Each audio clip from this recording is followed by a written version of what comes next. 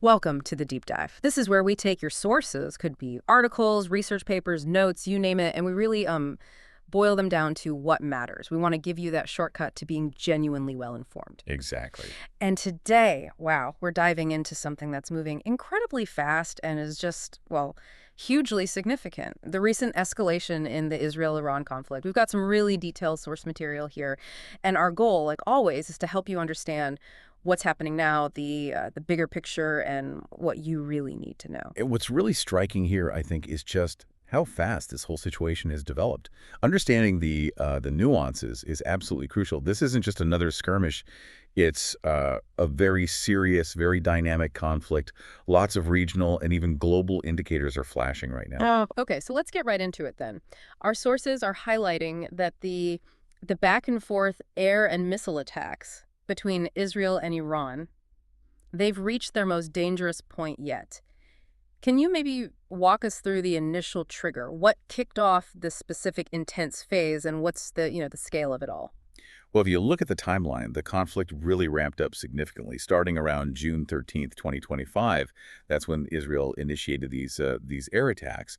And what's striking is the reported scale of damage. The Israeli attacks apparently caused heavy damage to Iran's military facilities and, critically, some nuclear facilities, too. And then on the flip side, Iran's retaliatory missile strikes. Yeah. Well, they sadly resulted in civilian casualties in Israel. Right, and that brings us to the human cost, which is always just awful. The numbers in our sources, they're pretty stark. What are we seeing reported in terms of casualties on both sides? The estimates are grim, yeah. The sources we've looked at suggest over 600 deaths reported on the Iranian side. And that figure, tragically, includes both soldiers and civilians. Over 600. Wow. Yeah. And in Israel, the reports indicate at least 24 to 26 deaths, with hundreds more injured. It really underscores the devastating reality for people on the ground. And it seems the targets weren't just general military infrastructure, were they? There's specific mention in our material about attacks on very sensitive facilities in Iran. Exactly. And that raises a really important question about strategic intent, doesn't it? Israel specifically bombed two gas centrifuge manufacturing sites near Tehran. These are, vital for uranium enrichment. Key nuclear program components. Precisely. Yeah. Along with missile production facilities. The sources describe this as a, quote, major setback for Iran's nuclear plans. It suggests a shift maybe beyond just containment towards active disruption. Okay, a major setback. So Yeah. given that, how did Iran respond? What was the scale of their counterattack? Our sources talk about a massive barrage. They do. Iran launched over 400 ballistic missiles. Oh. 400. And hundreds of drones as well towards Israel. A huge number. But most didn't get through. That's right. The reports indicate the vast majority were intercepted by Israel's Iron Dome system and their other layered air defenses. That high interception rate is, that's a key part of the story here. And there was another significant loss for Iran resulting from these Israeli actions, wasn't there, beyond just the infrastructure? Yes, that's correct. A very senior Iranian military figure, the wartime chief of staff, a man named Ali Shadmani, was reportedly killed in the attacks.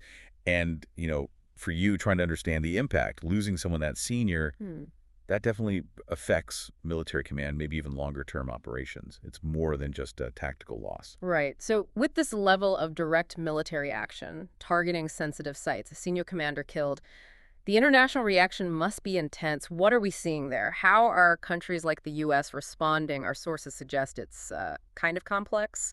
It is complex. And what's fascinating, really, is the nuanced stance the U.S. seems to be taking, at least based on our sources.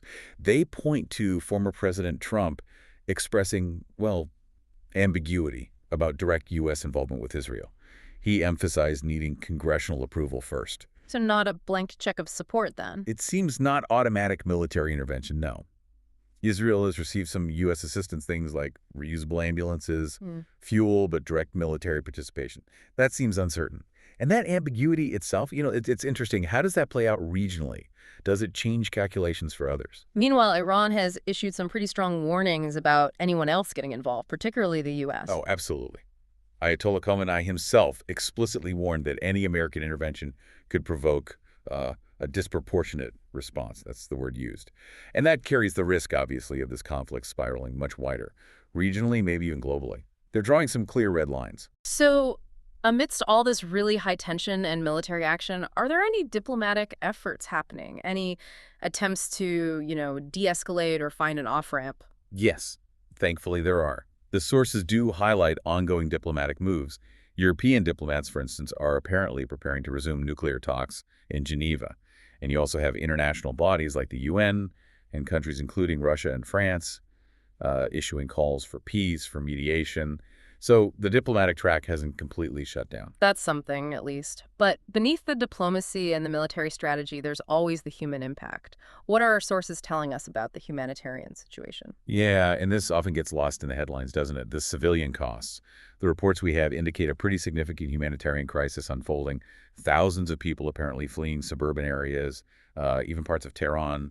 The estimate mentioned is over 100,000 people internally displaced within Iran. 100,000. That's huge. It really is. It just highlights the immediate, terrible impact on ordinary people's lives. It's a critical situation on that front. And the effects ripple outwards, too. Our sources mention India taking specific action. Yes, that's right. It shows how far-reaching this is. India launched something called Operation Sindhu. It was specifically to ensure the safety of Indian citizens who were in Iran. Under this operation, they safely evacuated 110 Indian nationals, traveling out via Armenia back to India. So it really demonstrates that global interconnectedness, even in regional conflicts, people from all over get caught up. Exactly. Nations have to react to protect their citizens, even when the conflict itself seems far away. Okay, so this deep dive, it's really shown us just how severe and fast-moving this conflict is. You've got the intense military back and forth, the direct hits on nuclear-related sites. Then there's the complex international maneuvering, the uncertainty around U.S. involvement, and crucially, the immediate and devastating humanitarian crisis on the ground.